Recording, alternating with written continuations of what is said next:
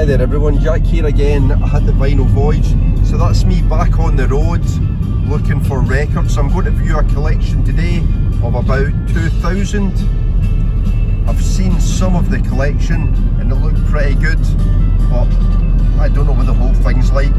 And unfortunately the owner is not letting me cherry pick, so it's a all or nothing type deal. So fingers crossed there's some good things there. I know that I'm going to be the first person to view the collection, so I'm pretty much getting first dibs. I'll have a good look at it. I'll hopefully be able to do a little film in there. You can see what's there, and then I'll make a decision on whether I'm going to make an offer or not. But yeah, let's wait and see.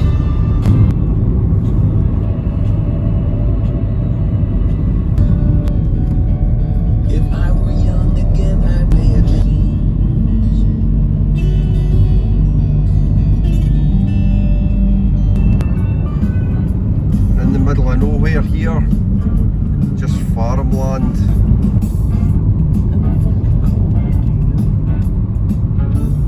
So that's me about 5 miles away.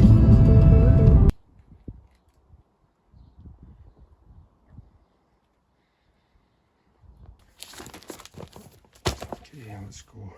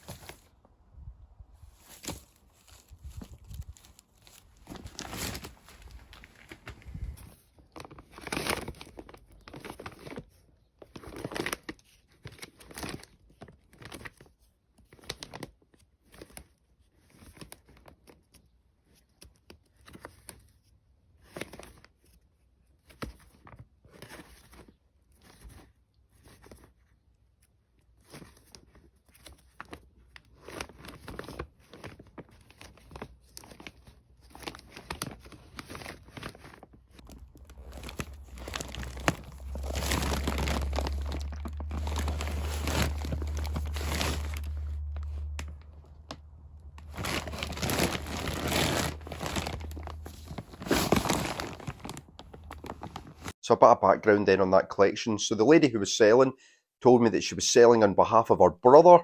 There was to be no cherry picking, it was an all or nothing type deal. And I was happy with that because there was loads of records and she told me there was lots and lots of good titles. So when I arrived at her house, she led me to the garage, opened the garage door, and whoa, lo and behold, hundreds of records, thousands of records, and she said to me, I'll give you some time to look through them at your leisure. Now, on the way through, I wasn't overly excited about what I was going to find over there. I expected a lot of country and western, a lot of classical, all that kind of thing.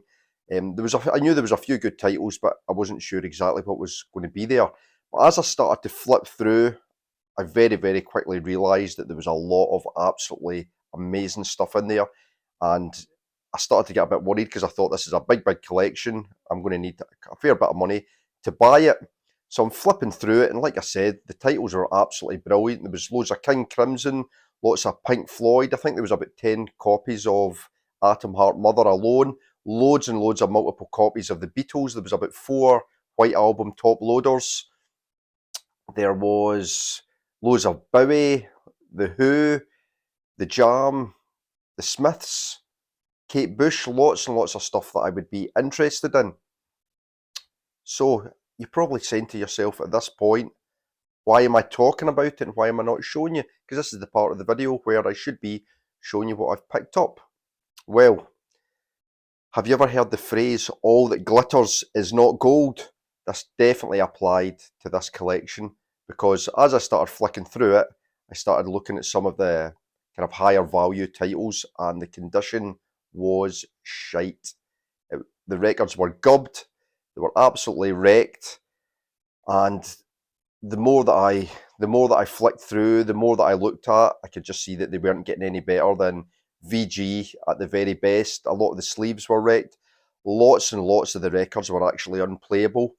And someone had put post-its on a lot of the records with little bits of information like side 1, track 1 jumps, side 2 is unplayable, the end of side 3 jumps multiple times, side 2 skips, and so on and so forth. And I was really, really disappointed because it was a fantastic collection.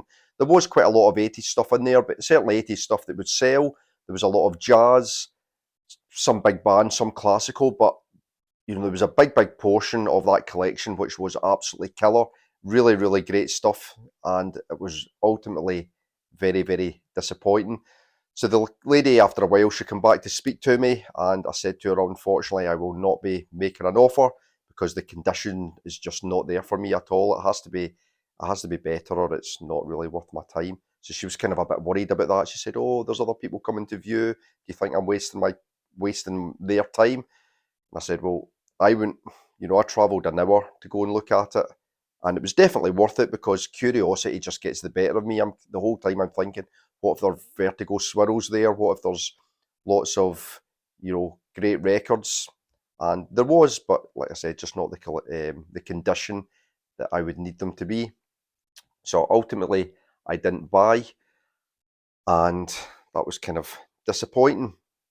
But hey ho, as I was driving home, empty-handed, and I'm kind of thinking about it, and I had a bit of an epiphany because initially I'm quite disappointed, but then I had a bit of an epiphany where I thought, something, I got into selling records, buying collections and selling them, and flipping records really to augment my vinyl addiction or my music addiction, my love of music. I didn't start doing it to sell records to make money. I did it to try and find records that I maybe couldn't afford over Discogs or on eBay, rarer records that were expensive, and I would hope to find them in the wild, or to buy collections which I could sell and use the money to then go and buy things that I really, really wanted. And that's why I started selling records. It wasn't to make money.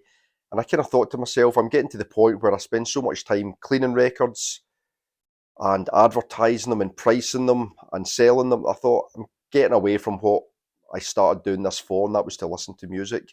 And that's really what I want to get back to. I find that I'm spending a lot of my time doing other things, kind of record related and vinyl related, but ultimately not what I want to be doing, and that's listening to music. That's the whole point of it for me, because I love listening to records and I love listening to music. I love finding out about new bands and artists, and that's really what I need to get back to. So as much as I was a bit disappointed that I'd left empty-handed, it's kind of helped me reset my relationship with my record collection and listening to music in general. So that's kind of where I am, and I've got home tonight and I thought, something, I'm not going to be cleaning any records tonight. I'm not going to be sorting out a big collection. I'm not going to be trying to find buyers or price it all up in Discogs, and listening to music comes like a bit of a secondary thing in the background. I'm going to sit down. I'm going to enjoy the Rolling Stones' Beggar's Banquet, one of my favourite Stones albums of all time.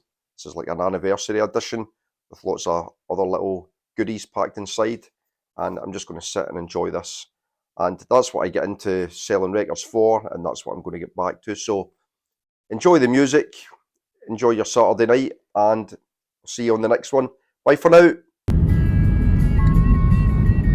Man, what a washout! Damn. What a washout. What a washout. Struck out, washed out. What a washout. What a washout. At least the scenery's good.